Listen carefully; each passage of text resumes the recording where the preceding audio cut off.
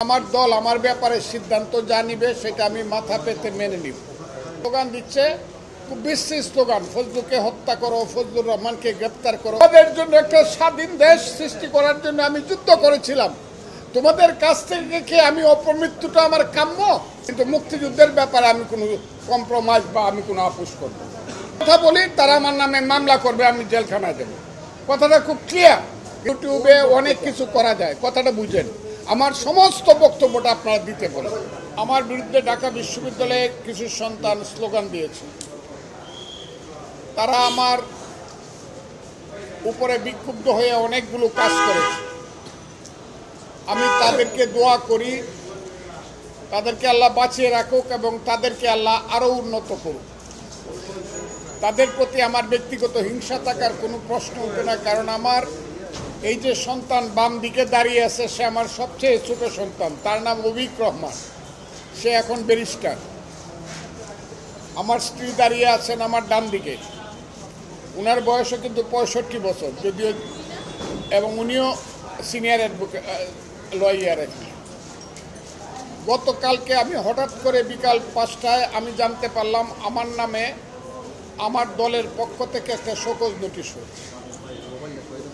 কিন্তু নোটিশটা আমি মানুষের কাছে শুনলেও রাত্র 9টায় নিজের হাতে পেলাম।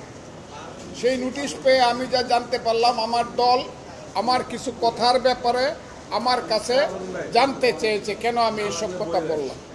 সেই উত্তর আমি নির্দিষ্ট সময়ে আমার দলকে দিব এবং আমার দল আমার ব্যাপারে সিদ্ধান্ত যা নিবে সেটা আমি মাথা পেতে মেনে নিব। এইটা ভিন্ন ব্যাপার। কিন্তু আজকে সকালে ঘুম থেকে ওঠার সঙ্গে সঙ্গেই আমার বাসার সামনে, যে বাসায় আমি থাকি সেটার নাম হলো কনকর্ড, দুদকের সামনের যে 20 তলা বিল্ডিং, এই কনকর্ডে আমি থাকি। আমি শুনলাম স্লোগান হচ্ছে কয়েকটা। আমি দেখলাম উপর থেকে 7 থেকে 8 জন ছেলে মেয়ে স্লোগান দিচ্ছে, খুব বিশ্রী স্লোগান, ফজলুকে হত্যা করো, ফজলুর রহমানকে গ্রেপ্তার করো। মূল প্রশ্নটা হলো, আমি একজন মানুষ করেছিলাম, আমি এই দেশে 61 বছর যাবৎ রাজনীতি করি, কাজে আমার এই দেশে নিশ্চিন্তে নির্বিঘ্নে বাঁচার অধিকার আছে। এটা আমার কনস্টিটিউশন এবং ফান্ডামেন্টাল রাইট। এই রাইট, এই অধিকারের উপরে আজকে আমি দেখছি বাধা পড়ছে, আমাকে হত্যা করতে চায়। এবং বিদেশ থেকে কিছু ইউটিউবার, বিশেষ করে ফ্রান্স থেকে কয়েকদিন আগে 2 জন ইউটিউবার অর্ডার দিয়েছে আমাকে হত্যা করার জন্য। এবং কালকে রাত্রে বা পরশু রাত্রে দেখলাম এরা সবাই জামাতের লোক, তারা বলেছে ফজলুর রহমানকে গলা কেটে হত্যা করতে হবে ইত্যাদি।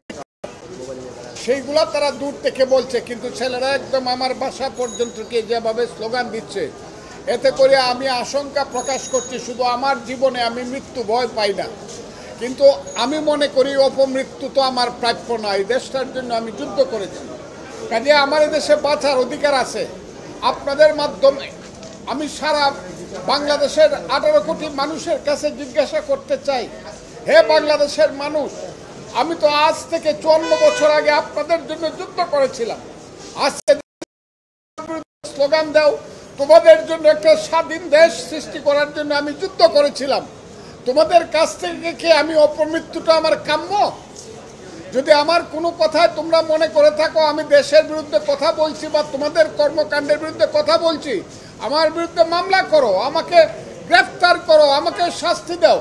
কিন্তু আমাকে হত্যা করার জন্য আমার বাসা পর্যন্ত মব সৃষ্টি করে গিয়া, যেটা গত 1 বছর যাবৎ বাংলাদেশের সবচেয়ে, এই পৃথিবীতে এবং বাংলাদেশের সবচেয়ে একটা কুখ্যাত নাম মব, সেই মব জাস্টিস আমার উপরে কি চলতে পারে কি না এবং চলবে কিনা, আমি প্রথমে বাংলাদেশের মানুষের কাছে জিজ্ঞাসা করতে চাই।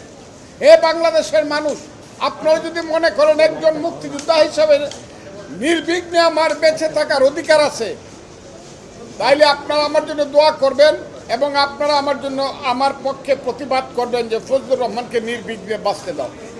1। 2 নম্বর হলো, দলের ব্যাপারে আমার সঙ্গে দল যে শোকজ নোটিশ করেছে, সেই শোকজ নোটিশটা খুব স্বাভাবিক। একটা দল যদি মনে করে তার কোনো রাজনৈতিক কর্মী ব্যতিক্রম কোনো কথা বা কাজ করছে, দল শোকজ করতেই পারে এবং সেই প্রশ্নের উত্তর আমি দেব। সেইটার সঙ্গে তো এই মবের কোনো সম্পর্ক নাই।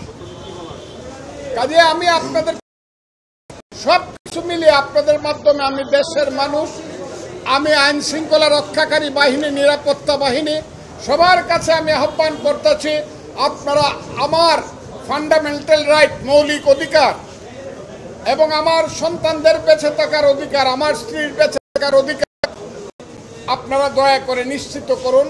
এবং আইন শৃঙ্খলা রক্ষাকারী বাহিনী আজকে যে ভূমিকা নিয়েছে আমি সেই ব্যাপারে সন্তুষ্ট। আবারও বলছি, আমি সেই ব্যাপারে সন্তুষ্ট। আমার বাসা থেকে ফোন করার সঙ্গে সঙ্গে 10 মিনিটের মধ্যে তারা এসে অন্তত আমাকে রক্ষা করার চেষ্টা করেছে, এখনও করছে।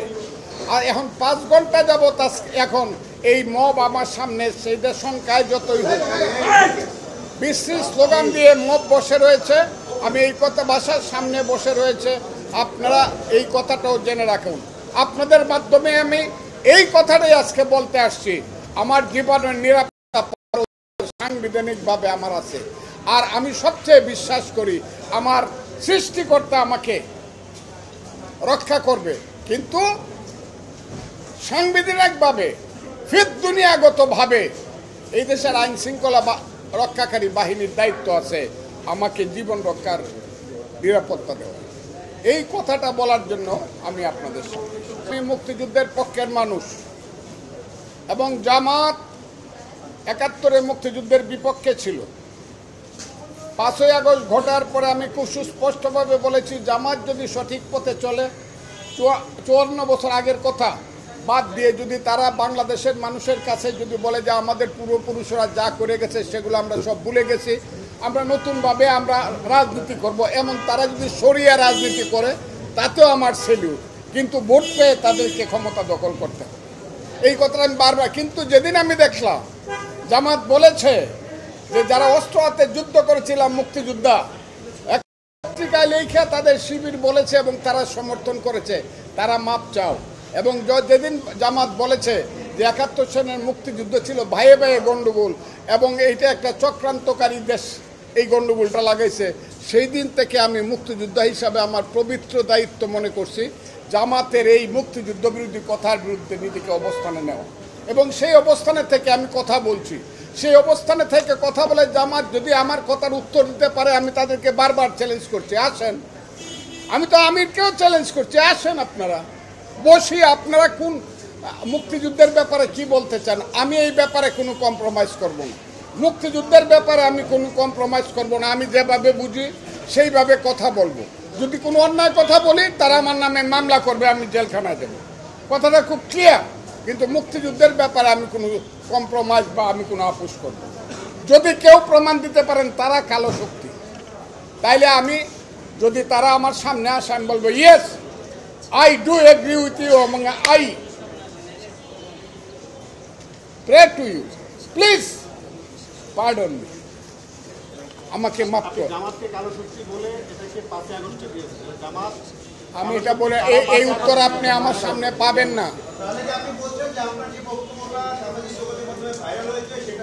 কোনো ভাইরাল হয় নাই, এটা ইউটিউবে অনেক কিছু করা যায়, কথাটা বুঝেন।